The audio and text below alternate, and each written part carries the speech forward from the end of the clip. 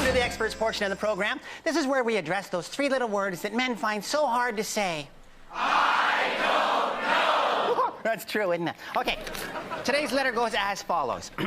Dear experts, I recently turned 18 and I am ready to become a man. I hope this is from a guy.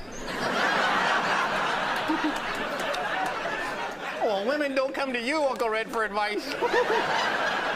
Women don't come to you for anything, Harold.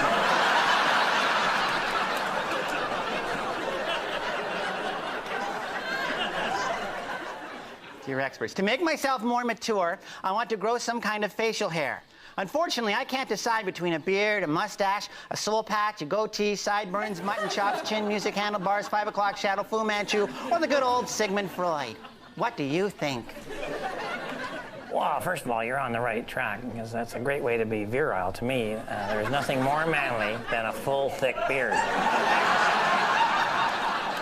Especially if you have a full, thick head.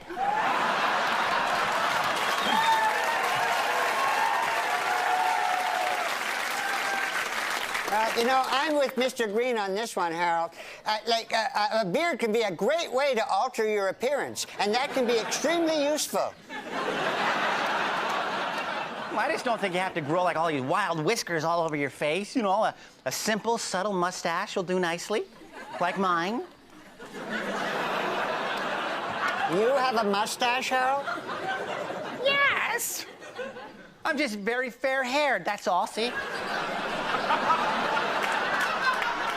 That's not a mustache, that's marmalade.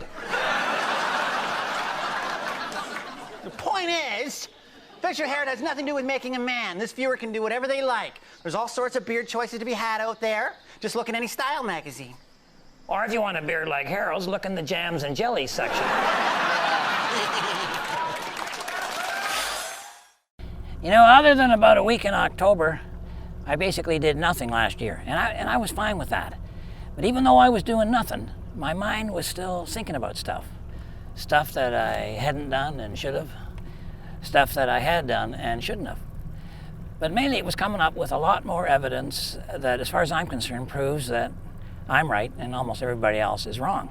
And that was fine too, but where I made my mistake was that I shared all that with my friends and especially my wife. And before you knew it, they were suggesting that I gather up all of those opinions and stories and take them on the road where they belong. I even went to see my doctor to make sure I was healthy enough to tour again, and he gave me the go-ahead. He said I probably wouldn't get sick on the road, but even if I did, he'd prefer I was thousands of miles away when it happened. So I put together a brand new show, and I'm calling it I'm Not Old, I'm Ripe. And we're going to be doing about 25 cities, starting in St. Pete, Florida on March the 30th, and we're going to end up in the middle of May somewhere out west. It's basically a lodge meeting, and if you want to find out where I'm going to be and when I'm going to be there, go to redgreen.com, click on the city that's nearest to you. I'm hoping you can all make it, or I'm hoping a few of you can make it.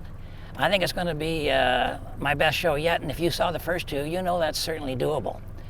So looking forward to a successful tour. Otherwise, my friends and my wife are going to look like idiots. Until then, I'm hoping to see you at the lodge meeting. And meanwhile, keep your stick on the ice.